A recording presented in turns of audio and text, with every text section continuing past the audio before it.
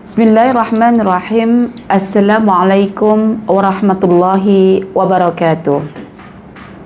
Innal hamdalillah nahmaduhu wa nasta'inuhu wa nastaghfiruh wa na'udzu billahi min shururi anfusina wa min sayyiati a'malina. May yahdihillahu fala mudilla lahu wa may yudlil fala hadiya lahu. Asyhadu an la ilaha illallah wa asyhadu anna Muhammadan abduhu wa rasuluh. Allahumma salli ala Muhammad wa ala ali Muhammad kama sallaita ala Ibrahim wa ala ali Ibrahim wa barik ala Muhammad wa ala ali Muhammad kama barakta ala Ibrahim wa ala ali Ibrahim fil alamin innaka Hamidum Majid. Rabbi shrah li sadri wa yassir li amri wahlul 'uqdatam min lisani yafqahu qawli. Rabbi zidni ilman warzuqni fahman. Amin ya rabbal alamin. Alhamdulillah, rakan-rakanku sekalian, muslimin, muslimat khususnya yang dirahmati oleh Allah Subhanahu wa taala. Pada kesempatan kita kali ini insya-Allah ya, Ustazah akan cuba ya dengan segenap daya Ustazah untuk membincangkan ya, menafsirkan, mentadabburi ayat yang ke-61 dalam surah Yunus ya. Setelah dibuka kitabnya, buku notanya masing-masing ya dalam buku ini ya, muka surat 74 boleh dibuka, muka surat 74 ya, sudah dibuka semua ya bukunya ya. Muka surat 74 surah Yunus ayat yang ke-61.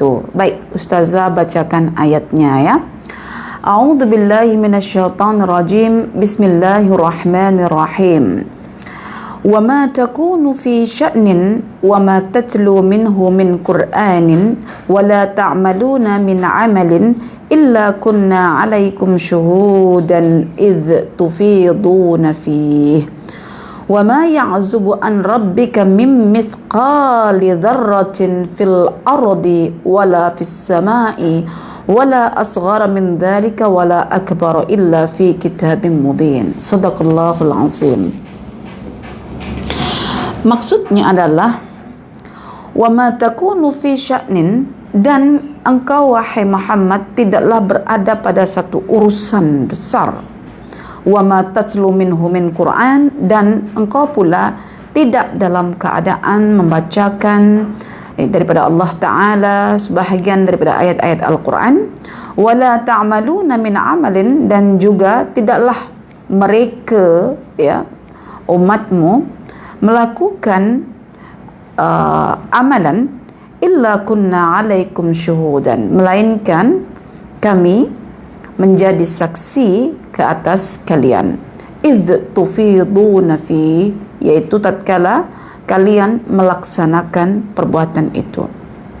Wa ma ya'zubu an rabbik, dan tidaklah terlepas daripada Rabb engkau, mim mithqali dzarrah, walaupun hanya seberat zarah, fil ardi, yang terletak di bumi, wala fis sama, dan juga yang di langit, wala asghara min dzalik, dan juga tidaklah satu yang lebih kecil daripada zarah, wala akbara, dan tidaklah lebih besar daripada zarah, illa fi kitabim mubin, melainkan hal itu sudah diketahui oleh Allah Ta'ala kerana sudah berada dekat kitab mubin, yaitu Lauhil Mahfuz. Okey. Apa tafsiran umum secara tematik ya, secara maudu'iyah ayat ini? Okey, sila dibuka ya buku notanya, Ustazah bacakan. Jadi tafsiran tematik itu maknanya mengkronologikan tafsiran ayat demi ayat dengan berpandu pada ayat-ayat sebelum, disusuli ayat berikut-berikut. Itu macam sistematik, ada kronologinya begitu. Itu namanya tematik ya. Ya, jadi dalam kitab tafsir Maudhu'i ya, yang ditulis oleh tim Timur Tengah ya, Ustazah merujuk di situ dan saya telah letakkan di buku notanya sebagai dasar awal kita memahami tadabbur. Kita letakkan dulu secara umum tafsirannya, baru kita melangkah kepada penjelasan yang detail-detail untuk supaya segenap lapisan hati kita dan juga akal kita ini, perasaan kita akan tersentuh, sehingga kita akan merasakan kedalaman makna Al-Quran, kemukjizatan Al-Quran dari segi bahasanya, susunannya, kecantikan maknanya, sehingga kita susah untuk berpaling dari Al-Quran. Sebaliknya kita akan mendekat pada Al-Quran dan kita mengabaikan dorongan-dorongan syahwat kita ataupun nafsu kita. Itu yang saya inginkan dalam konsep tadabbur. Seolah-olah kita ini menjadikan Quran sebagai cerminan hidup kita. Kita menemukan siapa kita di sebalik Quran ini. Nah, itulah namanya tadabbur kita. Walaupun kita mengupas tentang isu bahasa contohnya, tapi hakikatnya kita tahu betapa lemah kita dalam bertutur kata, betapa tingginya firman Allah, kata-kata Allah, sehingga kita dalam berkomunikasi kita akan berusaha mencontoh tata cara Al-Quran dalam menyampaikan sebuah pesan kepada lawan bicara itu dengan tepat, ya. Jadi itu yang saya maukan. Di samping juga ketika ayat-ayat itu memperkenalkan tentang Allah, kita akhirnya tahu Allah dan kemana kita nak meletakkan Allah dalam diri kita, sehingga hidup kita akan sentiasa tidak kesunyian. Hidup kita akan sentiasa bersama Allah Subhanahu wa taala. Hidup kita akan terdorong untuk melakukan apa yang terbaik untuk Allah dan menghindarkan diri daripada sesuatu yang membawa murka Allah. Itu apa yang kita inginkan dalam perbincangan tadabbur. Oke. Baik. Saya bacakan tafsiran tematiknya ya. Setelah dijelaskan pada ayat sebelumnya bahwa kebanyakan manusia itu tidak pandai bersyukur. Kebanyakan ya. Ya mungkin aja kita termasuk kategori ya, karena banyak maknanya sedikit yang bersyukur. Lalu dalam ayat ini, yaitu ayat yang ke-61 ini, ya, ditegaskan bahwa seluruh perbuatan manusia selalu berada dalam pengawasan Allah. Ya, kalau syukur itu maknanya amal kita yang kita persembahkan pada Allah, maka ayat yang sekarang ini membicarakan tentang amal yang kita persembahkan untuk Allah, besar ke kecil, sebesar zarrah ke, sekecil atom ke, ya, itu diketahui oleh Allah dan dalam pengawasan Allah. Dan tidaklah engkau wahai Muhammad. Nah, sekarang baru mula kepada Nabi Muhammad sebagai individu yang memiliki tugas besar. Adakah diperhatikan oleh Allah? Begitu. Dan tidaklah engkau wahai Muhammad berada dalam suatu urusan apapun, termasuklah urusan duniawi ataupun urusan ukhrawi. Sambung lagi masih koma, nanti ada jawabannya. Dan tidak juga, ya, tidaklah engkau wahai Muhammad membaca satu ayat, baik ayat itu panjang ataupun pendek, dan serta tidak pula kalian wahai umat manusia melakukan satu pekerjaan apapun, baik itu ketaatan ataupun kemaksiatan, melainkan, ini jawabannya ya, melainkan kami, maksudnya Allah, menjadi saksi atas perbuatan kalian, ya, menjadi saksi atas kalian semua tatkala kalian melakukan perbuatan itu. Tidaklah terlewatkan, maksudnya terlepas gitu, sedikit pun daripada pengetahuan dan catatan Tuhanmu melalui catatan para malaikatnya, ya, biarpun nilai perbuatan itu hanya sebesar zarrah. Nanti kita akan bincangkan zarrah itu apa. Baik di bumi ataupun di langit, zarrah itu tidak ada sesuatu yang lebih kecil pun atau yang lebih besar pun daripada zarrah itu, melainkan semua tercatat dalam kitab yang nyata, yaitu Lauhul Mahfuz. Makna daripada tafsiran ini adalah begini ya puan-puan. Ayat 60 itu menjelaskan tentang kategori manusia yang secara amnya sukar untuk bersyukur, dan syukur itu maknanya adalah activity ataupun perbuatan. Oke, maka ayat yang ke-61 ini adalah menjelaskan tentang perbuatan-perbuatan yang bernilai besar, yang dikategorikan semangat dalam melaksanakannya, tak kisah itu kecil atau besar, itu sebetulnya dalam pengawasan Allah, ya, sekecil zarrah diawasi oleh Allah, lebih kecil dari zarrah pun diawasi oleh Allah, lebih besar pun apalagi ya daripada zarrah pun diketahui oleh Allah. Mengapa? Karena semua perbuatan manusia itu dari awal ia dilahirkan sampai akhir dia dimatikan itu sudah terdapat dekat Lauhul Mahfuz, yaitu satu tempat yang Allah sediakan 50.000 tahun sebelum manusia itu diciptakan. sebelum alam itu diciptakan.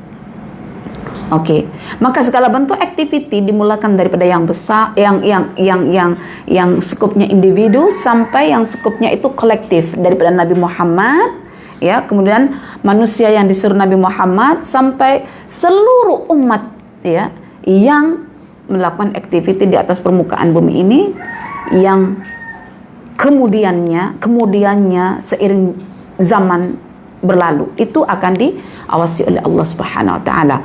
Untuk lebih lengkap kita memahami ayat ini, mari kita pecahkan dulu ayat ini kepada beberapa anak kalimat, ya. Baik. Wa ma takunu fi sya'nin, satu bahagian. Wa ma tatlu minhu min Qur'anin, bahagian kedua. Wa la ta'maluna min amalin, ya, bahagian ketiga. Illa kunna 'alaikum syuhudan idh tufiduna fih, bagian keempat. Wa ma ya'zubu an rabbika min mithqali dzarratin fil ardi wala fis sama', bagian kelima. Wala asghara min dzalika wala akbara, bagian yang keenam. Illa fi kitabim mubin, bahagian yang ketujuh.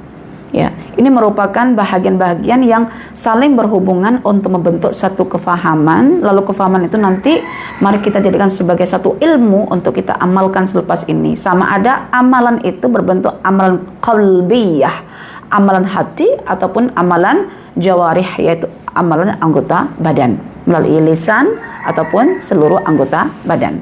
Oke, kita mulakan perbincangannya. Dalam hal ini saya merujuk pada 3 tafsir, ya. Ada tafsir Ibnu Ashur, ada tafsir An-Nabulsi, ada tafsir Al-Misbah, ya. Saya lebih seronok, ya, puan-puan, kalau misalnya sudah boleh merasakan keindahan bahasa Al-Quran, ya, sehingga macam Quran itu risalah cinta Tuhan kita yang bahasanya itu romantik, yang kita itu macam teringin nak berdekatan, teringin nak mengetahui bahasa apa yang Tuhan berikan untuk kita, begitu. Jadi macam akhirnya kita sampai pada tahap tuturan-tuturan manusia, ya, itu macam tidak seberapa kita ambil kira berbandingkan, ya, tuturan-tuturan Allah Subhanahu wa taala dalam Al-Qur'an. Oke. Jadi di sini nanti saya juga akan mencoba untuk menjelaskan aspek lughah, bahasa, ya, supaya perasaan kita boleh menjadi perasaan yang halus, ya, bersastra, dan boleh mempengaruhi perbuatan kita menjadi orang yang halus juga, supaya juga akal kita boleh mencerna, ya, betapa tingginya kalam Tuhan itu, sehingga kita rasa malu dan tak layak untuk mengabaikan Al-Quran. Bahkan kita akhirnya merasa tidak puas dan malu untuk setakat membaca Al-Quran tanpa memahami, walaupun hanya satu ayat. Tapi bagi saya satu ayat itu kadang-kadang boleh kita diskus satu hari bersama keluarga kita sampai kita menemukan base-nya kalam Allah itu, ya. Oke. Kita masuk pada perbincangan tafsirnya, tadaburnya melalui tafsir dalam Tahrir wa Tanwir punya Al-Imam Ibnu Ashur, dan juga nanti saya gabungkan dalam tafsir bahasanya, ya, yang disebutkan oleh Profesor Dr. Quraisyab, ya. Saya sebetulnya sebut Quraisyab ini ramai orang akan macam-macam lah, ya. Tapi saya melihat pada apa yang saya perlukan, yang saya tak dapat dalam perbincangan di mana-mana tafsir. Sebab saya merujuk kepada kebanyakan, ya, saya merujuk kepada tafsiran beliau itu kepada aspek lughah, ya, karena dalam bahasa beliau menyebutkan dan sangat cantik uraiannya, sehingga saya tahu apa yang perlu saya ambil untuk saya sampaikan, apa yang perlu saya tidak ambil untuk tidak saya sampaikan, ya. Ya, memang kita tahu bahwa ada semacam kelonggaran-kelonggaran dalam bersosial, dalam peran beliau. Tapi saya tak menyebut perkara itu kepada perempuan. Saya hanya melihat bagaimana tafsir sebuah ayat itu belum jadi sempurna, gitu. Ketika ada kelompangan itu saya tak dapat jawabannya kecuali dalam tafsir Al-Misbah, sehingga saya kena merujuk juga. Saya menghargai seperti mana kata Imam Asy-Syafi'i, walaupun makna Al-Quran itu saya dapatkan pada orang Syiah sekalipun. Ilmu itu saya bukan ambil pemikiran mazhabnya, tapi saya mengambil kepada aspek keilmuan dalam bidang bahasanya. Seandainya saya tak mendapatkannya dalam mana-mana literatur gitu. Jadi saya pun contohlah di situ ya. Jadi saya insya-Allah saya akan tapis-tapis ya semua pembacaan, hatta kepada kitab-kitab yang lain pun yang puan-puan mungkin beria-ia sangat pun saya tak semua ambil. Saya kena tapis untuk membentuk kefahaman dalam satu ayat yang kita bincang ya. Baik. Karena itu saya bagi tahu biasanya ya Quraisy Syihab kalau menafsirkan itu bahasa dia akan rujuk misalnya Ibnu Asyur. Saya ambil apa yang dikatakan Ibnu Asyur, saya rujuk. Kalau tak ada, maknanya ada. Ulama lain dirujuk seperti Asy-Sya'rawi dirujuk. Okey, saya tengok. Bagus juga. Maksudnya boleh melengkapkan data kajian ya. Itulah kajian sebetulnya. Kita kena objektif ya. Wa ma takunu fi sya'nin ya, wa ma takunu fi sya'n. Kita kena perhatikan susunan as-siyaq fil ayah, susunan ayat itu kita kena cermati, karena menurut Al-Imam Ibnu Qutaibah, jika kita ingin merasakan kedalaman makna Al-Quran itu, mata kita ini mula-mula kita memang kena mencermati secara detail susunan ayat ini. Kemudian hati kita akan mengolah dengan maklumat-maklumat yang kita dapat dalam tafsiran, sehingga kita combine antara mata kita memerhatikan tafsiran yang sudah kita olah, sekaligus akal yang Allah bagi untuk menganalisis, sehingga bercampurlah daya-daya kekuatan itu dalam memahami nas Al-Quran. Perhatikan, wa ma takunu fi sya'n, dan tidaklah ma an-nafiyah, ma yang artinya menafikan dan tidak ya, takunu, dan engkau wahai Muhammad tidak fi sya'nin berada pada satu urusan ya. Asy-sya'nu fil Quran itu maknanya adalah urusan yang bernilai besar, seperti ketika Allah menyebutkan tentang dirinya dalam surah Al-Rahman, kulla yaumin huwa fi sya'nin, bahwa Allah itu setiap harinya atau hari-hari Allah itu hanya berada pada sya'an, urusan-urusan yang besar. Atau kalau kita tengok nanti manusia di hari kiamat, mereka sibuk dengan sya'an mereka, syu'un mereka. Maknanya asya'nu jamaknya kepada syu'un itu adalah satu keadaan, situasi yang melibatkan pekerjaan-pekerjaan, aktiviti-aktiviti yang besar, yang penuh semangat dilakukan. Itu namanya sya'an. Okey. Wa ma takunu min sya'an, ya fi sya'an, dan tidaklah engkau wahai Muhammad berada pada urusan besar. Apakah urusan besar di sini? Dikatakan bahwa urusan besar Nabi Muhammad di sini ada dua pandangan. Pertama, dikatakan bahwa urusan besar Nabi Muhammad adalah melakukan qiyamul lail untuk mempersiapkan ruhaninya ketika paginya nanti akan berdakwah kepada umatnya. Jadi asya'nu di sini bermakna qiyamul lail, yaitu melaksanakan solat malam untuk mengisi ya tabung hatinya agar merasakan ketenangan, dan di pagi harinya ketika bangkit ya daripada waktu fajar begitu ya, menyambut dakwah menuju kaumnya, diliputi oleh ketenangan batinnya ketika sudah bermunajat kepada Allah di waktu malam. Okey. Ini pada Nabi Muhammad ya. Namun apabila saya rujuk kepada tafsiran Al-Imam Ibnu Asyur, sya'an Nabi yang besar di sini adalah dijelaskan pada anak kalimat yang kedua.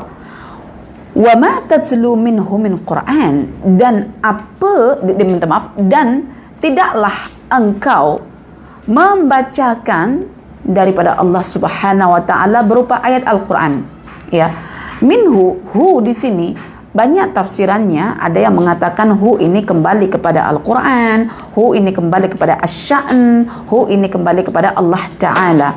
Artinya kalau kembali kepada Al-Quran, dan tidaklah engkau wahai Muhammad membacakan sebahagian daripada Al-Quran min Qur'anin berupa ayat-ayat Quran. Atau dan tidaklah engkau wahai Muhammad membacakan daripada Allah Subhanahu wa taala berupa bacaan Al-Quran, atau dan tidaklah engkau wahai Muhammad membacakan daripada keadaanmu yang besar tadi itu berupa bacaan Al-Quran. Ala kulli hal, apa saja yang ditafsirkan itu memiliki referensi, memiliki hubungan pemaknaan terhadap ilmu nahwu atau ilmu sarf, begitu ya, ilmu nahwu, khususnya ilmu nahwu.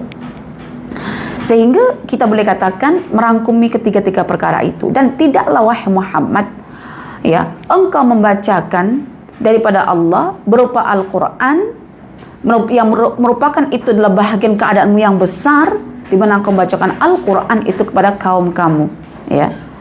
Belum ada jawabannya kan? Maksudnya, dan tidaklah engkau buat begini, dan tidaklah engkau buat begini, melainkannya itu nanti ilahnya itu nanti. Oke. Kemudian yang ketiga, wala ta'maluna min amalin, dan tidaklah kalian semuanya melakukan tindakan berupa amal. Oke. Baru nanti ada illa kunna alaikum syuhudan idh tufiduna fi. Jadi mari kita skip illanya, illa kunna. Mari kita fahami dulu kalimah tiga anak kalimah di sini. Oke. Wa ma takunu fi sya'nin wa ma tatlu minhu min Qur'anin wa ma wala ta'maluna min amalin. Anda kalau cermati ada 3 huruf nafi di sini. Huruf nafi yang pertama ma, huruf nafi yang kedua ma, huruf nafi yang ketiga la. Anda ingin tahu tak? Saya selama ini tak tahu, Saya tak tahu ilmu sarf, saya tak tahu ilmu nahwu. Saya tak tahu kata tidak dalam Quran itu ada berapa jenisnya huruf yang digunakan untuk mengartikan kata tidak itu. Ternyata di sini huruf itu disebutkan ada 2. Ada ma, ada la. Oke, ada ma, ada la. Oke. Ketika menyebutkan tentang Rasulullah, keadaan Rasulullah, tindakan Rasulullah sallallahu alaihi wasallam, ternyata Allah menggunakan huruf la. Huruf ma.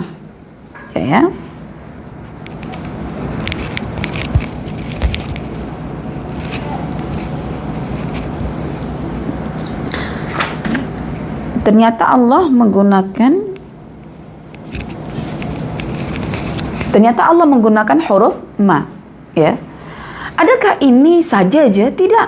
Perhatikan ketika Allah membincangkan tentang urusan nabinya, urusan qiyamul lailnya atau urusan terbesarnya dalam menyampaikan Al-Quran, malamnya qiyamul lail, paginya menyampaikan Al-Quran, itu urusan besar kan, karena terkait dengan Allah Ta'ala. Allah menggunakan penafian ma, tidak, tapi ma. Sedangkan ketika Allah menyebutkan tentang urusan umat manusia, umat Rasulullah sallallahu alaihi wasallam, manusia secara umumnya, kenapa Allah menggunakan huruf la? Iya juga Ustazah, tak terfikir pula. Oke, maka jadikan ayat ini sebagai antara ayat yang membuat Anda boleh kagum dengan Al-Quran. Karena tujuan kita membaca Al-Quran adalah kita nak rasa kagum dengan kehebatan bahasa Al-Quran. Betul tak jin dan manusia tak boleh buat macam Quran itu? Itu. Oke. Apa rahasianya? Al-Imam Ibnu Ashur menyebutkan rahasianya. Disebutkan huruf ma untuk aktiviti perbuatan yang dilakukan oleh Rasulullah SAW berupa qiyamul lail dan juga tilawatul Quran, membacakan Quran untuk umatnya, adalah karena Quran tidak menggambarkan situasi ketika itu berlaku pada Nabi Muhammad. Yakni huruf ma dulu alal hal, menunjuk pada keadaan ketika itu. Jadi ayat ini kalau kita baca, kita boleh imagine, kita boleh membayangkan situasi yang Nabi sedang melakukan aktiviti itu, yaitu qiyamul lail dan juga melakukan tilawatul Quran. Dan aktiviti Nabi Muhammad SAW ketika itu perlu kita rasakan dengan huruf ma. Dan selepas Rasulullah SAW meninggal, tidak ada lagi Rasulullah kedua, ketiga, keempat, ya, tidak ada. Berhenti kak itu, berhenti kak situ, ya. Lalu ketika Allah menyebut huruf nafi untuk umat manusia dengan sebutan la, karena untuk menunjukkan bahwa huruf la itu, ya, ketika bergabung dengan fi'il mudhari, yaitu fi'il mudhari, dia akan menunjukkan perbuatan mereka yang berterusan seiring dengan zaman demi zaman. Nampak tak? Jadi ya dulu, ya, alal mustaqbal, ya, menunjuk kepada masa yang akan datang. Artinya kepada Nabi Muhammad SAW, ya, aktivitinya menggunakan huruf ma agar kita merasakan bahwa ma yang bergabung dengan fi'il mudhari itu menunjukkan masa ketika itu. Kita nak rasa. Adapun ketika huruf fi'il mudhari itu, ya, bersamaan dengan huruf la, itu nak tunjuk tentang keadaan yang akan datang, Artinya Nabi Muhammad melakukan perbuatan, ya, pada ketika itu, sedang berlangsung ketika itu dan sudah berakhir dah. Sedangkan umat Nabi Muhammad itu tak pernah berhenti. Nabi dah berhenti dah. Nabi sudah meninggal. Tapi umat Nabi Muhammad akan sentiasa, ya, berganti generasi demi generasi dan pasti akan melakukan amalan, sehingga Quran menuturkan gaya bahasanya menggunakan huruf la, bukan menggunakan huruf ma. Tidakkah hebat Al-Quran ini memberikan makna keadaan umat Nabi Muhammad yang tidak akan pernah berhenti. Artinya umat Nabi Muhammad ini tidak akan pernah hilang. Walaupun usaha orang Yahudi, Nasrani nak memurtadkan umat Islam tidak akan habis, tidak akan pernah henti. Sentiasa ada umat. Wala yazalu ta'ifatun min ummati hatta ya'tiya amrullah wa hum qa'imun. Akan datang masa demi masa, zaman demi zaman, dan umat Nabi Muhammad sentiasa ada sampailah hari kiamat tiba. Sampailah hari kiamat tiba. Terlibat? Jadi, kalau seandainya kita memahami dengan huruf la saja, kita boleh faham umat Nabi Muhammad atau umat Islam tidak akan pernah dapat dihapuskan oleh musuh-musuh Islam. Kita akan rasa optimis melangkah ke hadapan. Adakah itu saya? Betul tak? Itulah petunjuk huruf la. Sedangkan huruf ma sudah berakhir. Maknanya kita kena memahami huruf ma bersamaan fi'il mudhari itu adalah merasakan situasi ketika itu sedang berlangsung, fil hal. Wa amma fil mustaqbal, adapun masa yang akan datang, ya, maka Quran memilih huruf la. Allahu Akbar walillahil hamd. Jadi rugilah kan kita baca Quran hatam tapi tak merasakan dalam hati kita. Tidak terasa emosi kita, tidak terasa akal kita, betapa hebatnya Al-Quran. Ya. Dari sini juga saya melihat pandangan Quraisy Shihab dalam tafsir Al-Misbahnya. Betapa cantik alur susunannya, ya, daripada keadaan individu seorang nabi. Wa ma takunu fi syan. Satu orang dulu, Nabi SAW. Lepas itu, wa ma tatlu minhu min Quran, menunjukkan objek Nabi Muhammad untuk berdakwah nak baca Quran, yaitu para sahabatnya. Sampai akhirnya wa la ta'maluna min amalin, yang sifatnya itu di luar sahabat sudah, yaitu generasi yang akan datang tetapi percaya pada Nabi Muhammad SAW. Daripada Nabi, sahabat, lalu umat Islam secara luas. Tidakkah cantik ini, susunan ini? Cantik bagi yang tahu, cantik bagi yang rasa. Ketika ada kata la, ketika ada kata mama, ya, misalnya la ilaha, tidak ada Tuhan, kita nak tanya, tidak ada Tuhan, betul kita ada Tuhan? Ternyata tiada Tuhan atau tidak ada Tuhan melainkan Allah. So semua Tuhan dinafikan kecuali ada satu Tuhan, yaitu Allah. Ini juga menafikan. Dan tidaklah engkau berada pada satu keadaan besar, dan tidaklah engkau dalam membacakan ayat-ayat Al-Quran pada umatmu, dan tidaklah umatmu ya dalam keadaan melakukan perbuatan melainkan kunna alaikum syuhudan, kami, yaitu Allah Ta'ala, ke atas kalian semuanya sebagai saksi. Hei, ada benda pelik ni Ustazah. Sebelumnya Allah mengungkapkan fi'il mudhari' ya, kana yakunu, ya, tala yatlu, ya, amala ya'malu, ya, menggunakan fi'il mudhari' semua kan? Wa ma takunu wa ma tatlu wa la ta'lamun wa la ta'malun. Tiba-tiba aja Allah sebut jawaban atas penafian itu illa kunna, menggunakan fi'il madhi. Ini kalau kita tak fahami redaksi ayat ini, siaknya ayat ini, kita tak ada ilmu. Kenapa Allah sebut illa kunna? Mengapa Allah tak sebut illa nakunu? Kenapa tidak menggunakan susunan fi'il mudhari'? Kenapa menggunakan fi'il mudhari', fi'il madhi? Illa kunna. Ya. Tidak, maksudnya kalau kita kata saya akan pergi, tidaklah saya akan pergi, begitu ya. Melainkan saya akan, begitu kan? Betul tak? Tidaklah saya akan pergi, melainkan saya terlebih dahulu akan, gitu ya.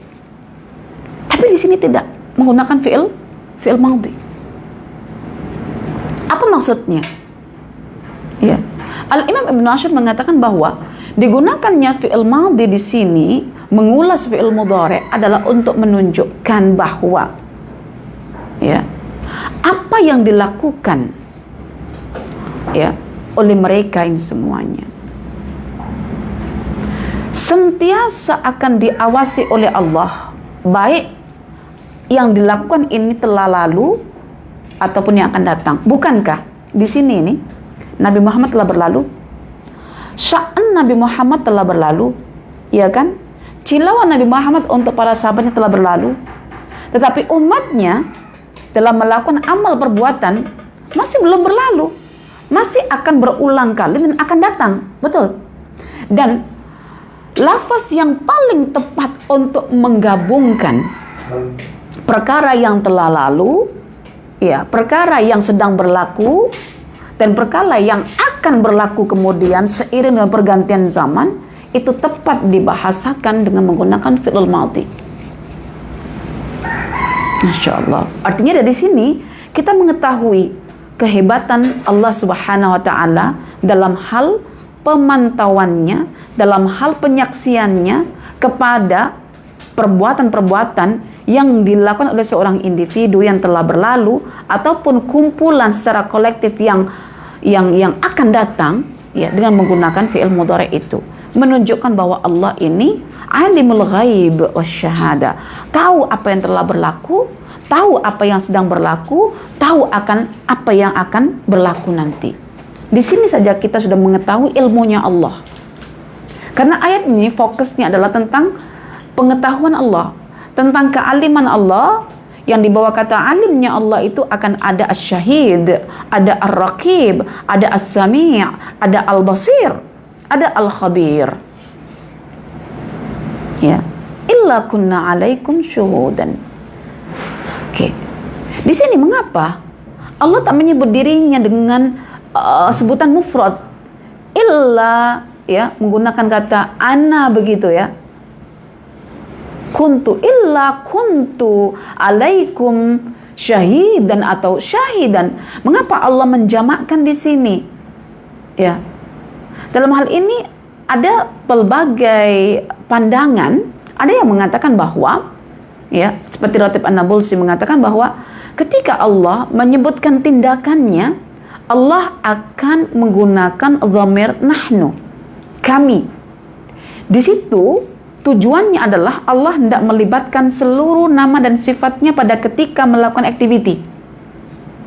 Tetapi kalau Allah menyebutkan tentang keesaannya, tentang dirinya, maka Allah menyebutkan dirinya dengan dhamir ana, bukan nahnu. Oke? Seperti mana beliau contohkan ketika Allah menurunkan Al-Quran, Allah menggunakan inna anzalnahu fi lailatul qadr. Kenapa ketika Allah menurunkan Al-Quran, Allah menggunakan kata nahnu, inna anzalnahu? Karena ketika Allah menurunkan Al-Quran itu Allah menggunakan, ya, melibatkan semua nama-namanya, ya, bukan satu nama saja. Nah, itu kata An-Nabulsi. Namun apabila kita merujuk pada pandangan Al-Imam Ibnu Ashur bahwa sebutan kata jamak kami yang mewakili Allah Ta'ala itu adalah untuk ta'zim, untuk memuliakan, mengagungkan kami, begitu, ya. Tetapi dalam tafsiran yang lain dikatakan seperti tafsir Al-Misbah bahwa menggunakan kata nahnu alaikum kunna alaikum syuhudan, kami itu karena melibatkan para malaikatnya yang mereka bertugas untuk mencatat amal perbuatan manusia, sehingga menggunakan kata kami. Oke. Ala kulli hal, itulah tafsiran para mufassir yang begitu intens, ya, peduli sangat. Kita sudah tak peduli, minta maaf ya, kasar sikit ya, sudah tak peduli, ambil lalu je. Ketika dibagi huraian orang yang peduli, alah, serius sangat ke? Penting amat ke nak kaji dhamir nahnu ke dhamir ana? Kita sudah tak mengkaji, sibuk dekat dapur melulu. Orang yang hampir-hampir sehari makan sekali, itu pun karena untuk menyokong tulang sulbi dia di belakang supaya tegak boleh belajar. Kita malah, alah, perlu sangat kawan nak kaji huruf apa ke, ma ke, la ke, lantak je lah. Apa pentingnya? Ini kolbu ke, fuad ke, sodru, yang penting baik hati sudah cukup. Inilah ciri-ciri orang yang dangkal pemikirannya. Dulu saya pun begitu. Saya anggap apa penting sangat ulama nak bincang sampai bermuka-muka surat tentang huruf begini. Ternyata mereka karena mengiktiram, ya, mentakrim bahasa Allah, bahasa Al-Quran, sampai mereka satu huruf itu sampai bermuka-muka surat nak mengkaji kedahsyatan huruf itu, nak mengkaji preposisi. Kenapa kalau ini begini, kalau itu begitu, itu dikaji. Ya karena kita dasarnya sudah tak pandai, orang ajam lagi, sibuk dengan dunia lagi, nak turuti hawa nafsu lagi, dibagi kajian-kajian Quran begini macam ngantuk, malas, boring. Yang penting aku udah sholat, aku udah zakat, aku udah puasa, udah haji. Apa kurangnya? Udah Islam dah. Tetapi hati kita belum tersentuh ketinggian bahasa Quran. Tapi hati kita belum merasakan kehebatan Al-Quran. Tetapi perasaan kita belum merasakan kelembutan Al-Quran. Sehingga perilaku kita masih kasar, masih melulu, masih kurang ajar begitu. Ya, maka saya sendiri kenapa semangat kalau mengajar Quran dalam bab bahasa gini. Karena dulu saya, kalau ada orang masuk lughah itu, saya kata, alah lughah, apa hebatnya lughah? Masih hebat belajar hadis, saya gitu. Saya pilih hadis. Saya belajar ulumul hadis, saya belajar as-sunnah itu. Walaupun dasar saya dari kecil saya suka tafsir. Tapi bagi saya kata, tafsir nih kalau tidak dibagi hadis susah. Kalau hadis itu dhaif nanti bermasalah juga. Jadi saya kena mengkaji ilmu hadis, karena akhirnya saya turun-temurun saya belajar hadis, ya, daripada degree ke master sampai PhD. Hadis. Semata-mata nak bagi tafsiran Quran itu pada hadis yang sahih begitu. Tetapi saya lupa ada ilmu satu, ilmu lughah ini. Dulu saya bencinya bukan main-main fiqh itu. Bosan menghafal perbandingan mazhab. Saya benci, saya tinggalkan. Sampai nilai fiqh saya itu cukup-cukuplah jayid begitu aja. Ya, jayid jidan tuh jarang-jarang, apalagi mumtaz. Cukup jayid aja. Karena bosan menghafal begitu. Ya. Sampai akhirnya bila saya ambil PhD, kena juga belajar fiqh. Karena saya bincang tentang fiqhul hadis. Jadi kena ada ulumul hadisnya, kena ada tahu perbincangan tentang masalah fiqh, usul fiqh, maqasid syariah, kena bincang. Akhirnya genap saya dekat PhD itu saya ambil hadis iya, ambil fiqh iya, maqasid iya, sampai akhirnya penilaiannya itu banyak karena pening. Lepas itu bagi saya oke, saya dah dapat semua ilmu dah, maksudnya sudah ada tafsir Quran begitu ya, sudah ada hadisnya, sudah ada fiqahnya, karena saya berusaha untuk menjelaskan bagaimana prinsip Quran yang bernilai universal itu tidak bercanggah dengan hadis Nabi. So saya kena mengkaji tentang hadis, kena ada ulum tafsir kan, dan ada namanya ulum syariah. 3. Bagi saya dah hebatlah itu. Tak tahunya ketika sudah selesai disidangkan, sudah selesai dapat PhD lah, saya baru merasa ada ilmu yang lagi dahsyat ini, ilmu lughah. Ilmu lughah pun mungkin kira ingat ilmu nahwu, ilmu sarf. Ternyata ada ilmu balaghah. Akhirnya recall balik ilmu balaghah itu. Dulu saya yang melecehkan ilmu lughah itu, saya kata memang betul lah kalau ada orang ahli bahasa kata tanpa bahasa kita tak faham Quran, memang betul lah. Saya kata begitu. Akhirnya saya merasa ya Allah bagi susulan terus. Ilmu itu tak henti-henti karena ilmu Allah itu luas sehingga kita rasa Masya Allah rendahnya kita di hadapan Al-Quran ini. Termasuklah huruf ma dengan huruf la. Kalau tak belajar ilmu lughah, kita rasa tak merasuk dalam jiwa kita Quran itu macam mana ketinggiannya. Oke? Jadi Allah menjadi saksi atas perbuatan hamba-hambanya yang bersifat individual ataupun kolektif begitu. Idh tufiduna fi. Tetapi ada hal penting yang perlu kita ingat, yaitu sebutan idh tufiduna fi, yaitu tatkala kalian semuanya melakukan perbuatan itu. Dalam tafsir dalam terjemahan, ketika kalian melakukan dalam perkara itu. Macam simpel melakukan, tapi kalau kita baca maksud kata afadha yufidu, tufiduna fi, tufidun, itu bukan sekedar melakukan, tetapi maknanya adalah mendatangi satu perbuatan dengan langkah penuh semangat ketika melaksanakan perbuatan tersebut. Ya, macam saya pagi tadi ketika sehari semalam diguyur hujan ya, taman rumah saya ya, separuhnya ada tanah, separuhnya pakai tile ya.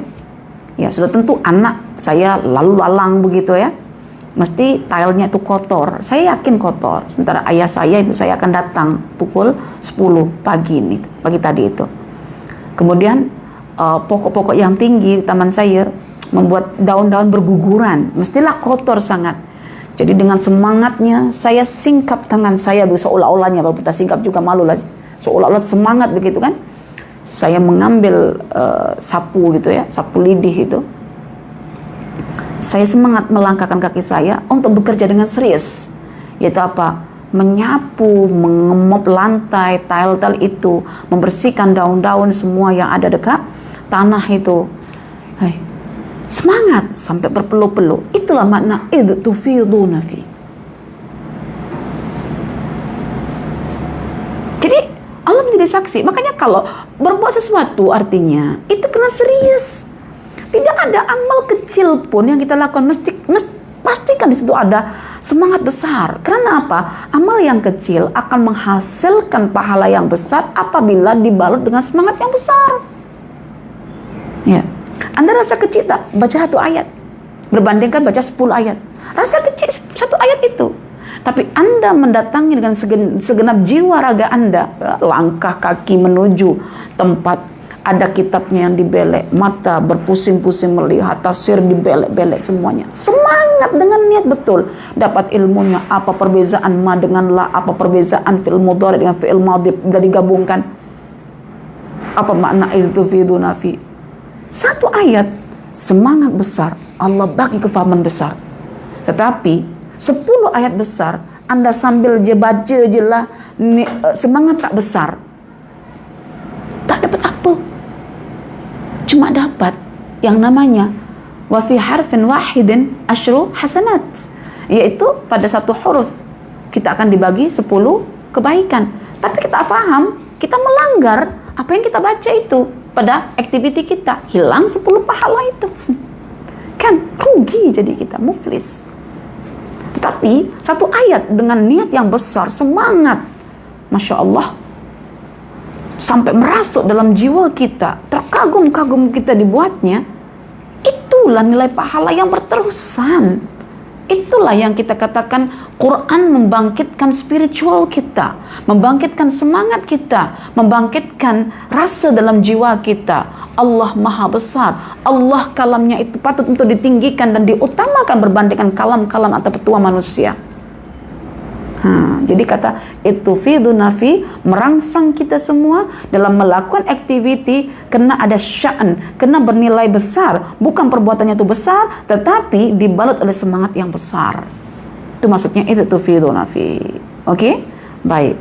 Ustazah baru faham saya sekarang, Ustazah. Alhamdulillah.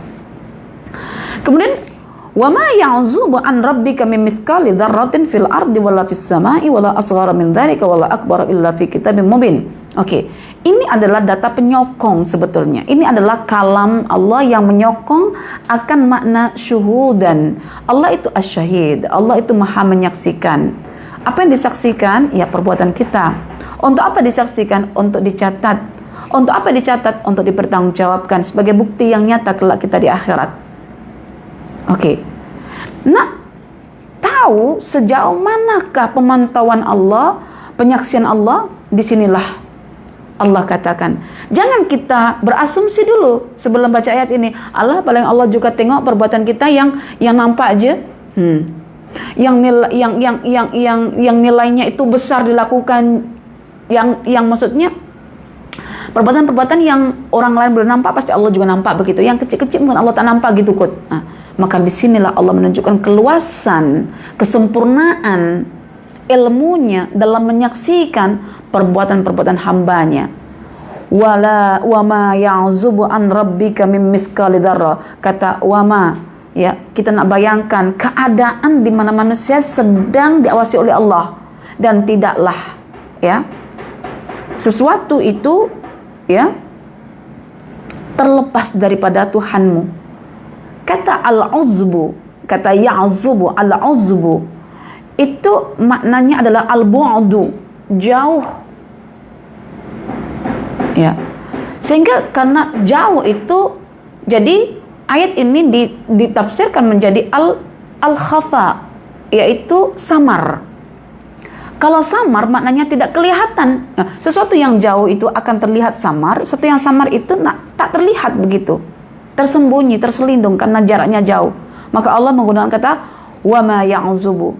Segala perbuatan manusia itu bukan jauh daripada pantauan Allah, sangat dekat. Karena dekat itu menunjukkan arti betapa jelasnya. Bukan bermakna Allah itu dekat dengan kita, itu dekat secara jasadiyah, secara zatiyah. Oh, Allah punya zat dekat dengan kita, menyatu dengan kita. Bukan, tapi ilmunya itu dekat. Maknanya dekat itu apa? Terlihat, jelas. Ya. Walaupun perbuatan itu diungkapkan laksana misqal, seberat zarrah. Ma makna zarrah? Zarrah itu adalah semut kecil. Semut kecil itu kalau misalnya terputus daripada badannya, tinggal kepala. Kepala semut itu kalau Anda perasan sama seperti biji sawi. Maka mengapa ada mengatakan dzarrah di sini biji sawi? Berasal daripada semut, ketika badannya terlepas dari kepalanya, maka kepala semut itu, saya kadang perhatikan kan semut itu kepalanya putus gitu, saya perhatikan. Itu dulu saya tak tahu benih sawi itu macam mana bentuknya. Ternyata seperti itulah bentuknya benih sawi itu, seperti kepala semut. So ketika itu ungkapan yang paling kecil itu ya benih sawi atau kepala semut. Itu yang kecil, yang nampak kecil itu, nampak tapi kecil. Ya, sehingga ketika pengetahuan Allah, pemantauan Allah itu diarahkan pada objek yang zahir, yaitu benih sawi ataupun kepala semut, orang akan berasumsi, oh di bawah kepala semut yang lebih kecil lagi, tentu Allah tak nampak kan? Maka dikatakan di sini, ya, ada penyertaannya, wala asghara min dzalik. Tetapi apa yang membuat kita terkagum-kagum adalah ketika Allah membahasakan pengetahuannya yang sempurna itu dengan menggunakan fenomena alam, yaitu apa? Dan tidaklah ya perbuatan manusia walaupun ditimbang, diukur seperti biji sawi atau sebesar kepala semut, dan biji sawi ataupun kepala semut itu terletak di langit, Masya Allah ya, di bumi dulu, di bumi ataupun di langit, di bumi dulu baru di langit, maka Allah nampak. Nah, ini benda yang konkret dulu Allah bagi tentang pengetahuan Allah, bahwa amal manusia kalau ditimbang atau diukur size-nya itu macam benda konkret, yaitu biji sawi ataupun kepala semut ya, Allah nampak walaupun biji sawi atau kepala semut ini diletakkan di keluasan bumi, minta maaf, bukan di sini, di keluasan bumi ataupun juga di keluasan langit. Sasa, kenapa bumi baru langit? Kenapa tak langit dan bumi? Karena yang dibincangkan tentang isu perbuatan manusia. Kalau perbuatan manusia, maka didahulukan dulu lafaz bumi, baru langit. Tapi kalau bincang tentang Allah sendiri, maka Allah akan sebut langit dulu, baru bumi. Itu kata Ibnu Ashur, itu rahasianya. Satu ketika Anda akan jumpa ayat ya, di mana didahulukan langit berbandingkan bumi, didahulukan bumi berbanding langit, ikut konteksnya. Kalau bincang tentang manusia, manusia itu karena rendah ya, didahulukan dulu yang rendah, bumi, baru langit. Tapi karena Allah itu tinggi, maka dahulukan yang tinggi, itu langit baru bumi. Allahu Akbar. Jadi bukan saja-saja susunan ayat Quran ini, bukan kebetulan juga ya, by design. Memang dibuat oleh Allah Ta'ala, yang diucapkan oleh Allah Ta'ala dengan ketinggian ilmunya. Oke, macam mana Ustazah kalau seandainya amal itu rahasia, tidak terlihat sehingga boleh diukur dengan biji sawi, tapi tersembunyi sehingga hanya sesuatu yang tidak nampak yang jadi ukuran, seperti ya, seperti proton, seperti elektron ya, di bawah, atau atom ya, kalau kita istilahkan atom ya, di bawah biji sawi itu, yang maksudnya yang tak nampak lagi itu macam mana. Maka Allah mengatakan wala asghara. Masya Allah. Perhatikan, di sini ada lagi wala asghara. Yang tadi wama, sama tak secara susunan? Ini namanya dalam ilmu balaghah namanya at-tibaq atau al-itbaq. Sama gitu ya. Tadi tuh wa ma takunu wa ma tajlu wa la ta'malun. Di sini wa ma ya'zubu, baru wala asghara wala akbara. Mamanya ditukar dengan la dua di belakang, kemudian la-nya disamakan dengan ma yang pertama. Ya Allah ya Rabb, cantik sungguh. Kalau kita belajar begini mudah kita menghafalkannya. Ya, wala asghara min dzalika wala akbara. Tidaklah ya lebih kecil daripada zarah. Maknanya kalau di bawah zarah itu apa? Istilahnya adalah atom. So disinilah pakar-pakar tafsir mengatakan bahwa Quran ini secara saintifik sudah menunjukkan ada benda walaupun tidak terlihat. Tetapi fakta ini kadang-kadang diselewengkan oleh kalangan sains untuk menipu. Nampak tak? Kita sekarang mudah percaya benda tak nampak itu secara saintifik, sains mesti menang begitu ya. Kita tak terlihat, simptom dalam kita pun tidak ada, benda itu wujud begitu. Tapi kita percaya. Makanya saya ingat perkataan seorang mufassir ketika menafsirkan tentang ayat-ayat dain, ayat-ayat hutang. Mengapa adil itu diutamakan, didahulukan daripada ilmu? Sebab kalau orang itu sudah adil, dia akan tergerak untuk mencari ilmu. Kan syarat saksi dalam hutang piutang, pertama kena adil ya, baru berilmu. Kenapa adil dulu baru berilmu? Karena orang kalau punya ciri adil, dia akan tergerak untuk mencari ilmu. Tapi orang kalau ada ilmu, dia berusaha untuk menipu kalau dia tidak ada keadilan.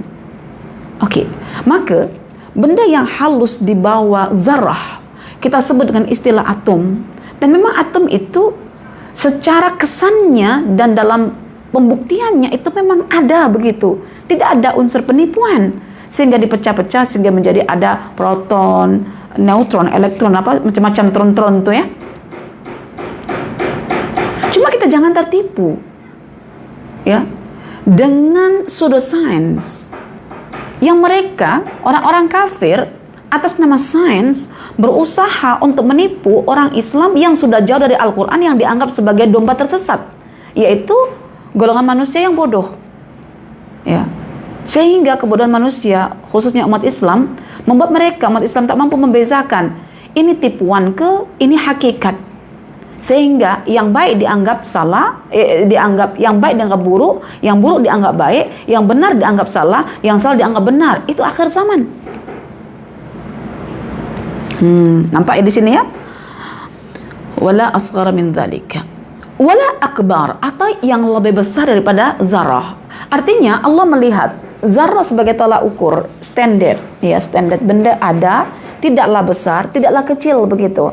Ya, artinya di atas zarah Allah mengetahui perbuatan manusia, di bawah zarah Allah pun mengetahui perbuatan manusia. Artinya perbuatan yang terzahirkan yang nilainya besar Allah nampak, perbuatan kecil yang terrahasiakan Allah pun nampak, perkara yang sedang-sedang itu pun Allah nampak. So Allah tahu di masa lalu kita, di saat hari ini kita, ataupun di masa akan datang yang kita tak boleh baca masa depan kita. Ya, tapi banyak sekarang ilmu-ilmu yang membaca masa depan kita, ilmu-ilmu futuristik, ilmu-ilmu tentang masalah numerologi, apa ilmu apa bendalah astrologi dan lain sebagainya. Ya, kita kena hati-hati dalam ilmu-ilmu seperti itu. Ya. Illa fi kitabin mubin. Allah menegaskan, kenapa Allah Maha tahu terhadap yang lalu, yang sedang, yang akan datang. Karena apa yang lalu, yang sedang, yang akan datang itu sudah ada dalam Al-Quran. Manusia cuma menjalani skrip Al-Quran, ataupun sudah ada dalam Lauhul Mahfuz, dan manusia melalui skrip Quran tinggal menjalani apa yang sudah tertulis di Lauhul Mahfuz. Ya. Jadi kita kena semangat dalam menjalani skrip Al-Quran ini. Yang semua kita jalankan ini sebetulnya sudah diketahui oleh Allah. Jadi Allah itu menguji kita bukan untuk mengetahui kita, tapi Allah menguji kita itu supaya kita tahu siapa kita. Ketika kita dimaki-maki suami kita, kita menangis, kita akhirnya lepas menangis tahu, oh betapa lemahnya aku, terkilannya aku, tersinggungnya aku. Ya. Dalam kata-kata para ahli sufi yang mereka tetap berpegang pada Quran dan Sunnah, sifat ketersinggungan itu adalah sifatnya orang-orang Badui, sifatnya orang-orang pedalaman, sifatnya orang-orang asli. Maka bagaimanapun kita ada di bandar ini, kalau kita tersinggung dengan kebenaran yang kita sampaikan, itu akhirnya kita adalah orang Badui yang tinggal di bandar, orang asli yang tinggal di bandar. Maka kalau kita berdakwah pada orang asli memang kena lembut, karena mereka itu adalah orang-orang yang sensitif. Kenapa? Karena mereka terbelakang pedalaman rasa inferior. Bila inferior, rasa rendah itu mudah tersinggung. Saya contohkan saja dalam keluarga saya misalnya, ya, keluarga mak ayah saya, ada yang Allah bagi rizki melimpah, ya, anak sampai university semuanya, ya, harta melimpah, ya, rumah pun besar, ya. Ada biasanya ada satu kedua itu yang hidupnya susah, lontang-lantung, ya, anak banyak kecil-kecil, pekerjaan tak ada. Bila orang saudara-saudara yang kaya ini bercakap, siapa yang paling sensitif? Yang susah, yang terbelakang, yang miskin, yang tidak pendidikan. Ya. Kadang-kadang saya menempatkan orang bandar ini, orang-orang yang maju, yang ke depan, sehingga saya bersikap ada stand begitu, tegas, walaupun dianggap agak kasar gitu. Ternyata banyak yang sensitif. Berarti juga termasuk orang-orang pedalaman itu. Itu saya nukil perkataan Imam Asy-Sya'rani ya. Kalau marah dengan, kalau tak suka dengan perkataan saya, marah aja lah dengan Imam Asy-Sya'rani. Jadi begitu. Makanya Imam Asy-Syafi'i mengatakan bahwa kebenaran ketika disampaikan itu cuma ada dua yang merespon, yaitu orang-orang yang menggunakan argumennya atau menggunakan sentimennya. Ya, argumen artinya dia tengok aku ini siapa? Oh memanglah aku begini. Oke, terima kasih nasihatnya.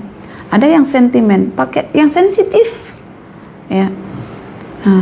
Oke, jadi terhadap yang sensitif ini kadang-kadang memanglah kita kena menggunakan pendekatan yang halus, yang lembut, ya, yang banyak kena bersabar, ya. Dan itu akan dialami oleh para pendakwah. Pendakwah akhirnya mengerti, oh ternyata kita tak boleh samakan semua audiens, termasuk ustazah pun belajar, tak boleh samakan semua audiens. Ada yang sensitif, ya, masih bersifat locally, yaitu pendalaman. Ada yang sudah terbuka, open heart, begitu ya, hatinya terbuka karena sudah overseas, sudah banyak berkeliling dunia, sudah terbuka jiwanya, sehingga macam tak ada rasa apa. Jadi kepada perempuan, ya tuan-tuan sekalian semuanya, kalau kita mendengar ceramah seseorang itu, kita open heart kita. Okey, maknanya posisi penceramah itu tengah mengajak kita sebagai orang madani, orang berperadaban, bukan orang pedalaman begitu, sehingga kata-katanya tegas, ya, kata-katanya itu nak luruskan mana yang batil, mana yang hak, ya. Dan saya akhirnya semakin tahu, ya, bahwa perempuan ini amat sensitif, ya, walaupun sudah dekat dengan seseorang, bila orang itu bercakap pun kadang masih kecil hati. Tapi saya suka perempuan yang ketika ada rasa kecil hati, dia segera tepiskan kecil hatinya. Ini hanya syaitan saja. Saya tetap akan menjaga hubungan saya dengan si dia.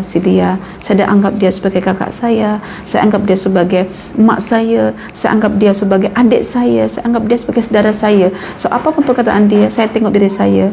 Oh, saya yang masalah sebetulnya, bukan dia yang bermasalah. Dia cuba nak luruskan saya, cuma saya yang susah diluruskan saya, karena saya masih bersifat pedalaman.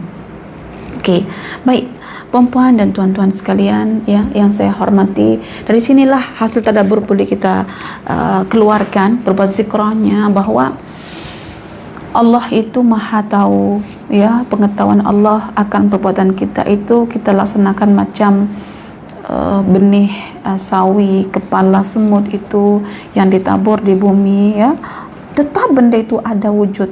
Kitanya yang rasa lemah, kita tak nampak benda itu. Allahnya yang begitu maha tinggi ilmunya nampak benda itu. Jadi siapalah kita sebetulnya ini?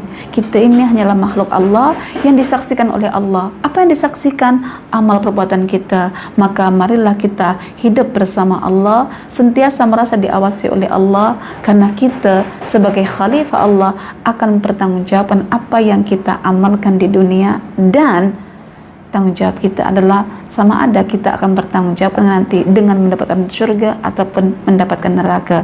Maka saya tutup dengan perkataan Ana Bulsi, barang siapa yang merasa diawasi oleh Allah, disaksikan oleh Allah, perasaannya ini akan menghalangnya untuk melakukan kemaksiatan.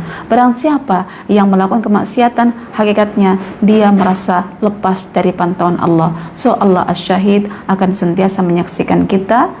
Jangan lupa bahwa Allah tidak pernah leka lalai atas perbuatan kita, sekecil apapun, sebesar apapun, semuanya itu hakikatnya sudah pun tertulis di atas Lauhil Mahfuz. Kita cuma menjalankan skripnya Allah Ta'ala. Aqulu qauli hadza wa astaghfirullah li wa lakum. Wassalamualaikum warahmatullahi wabarakatuh.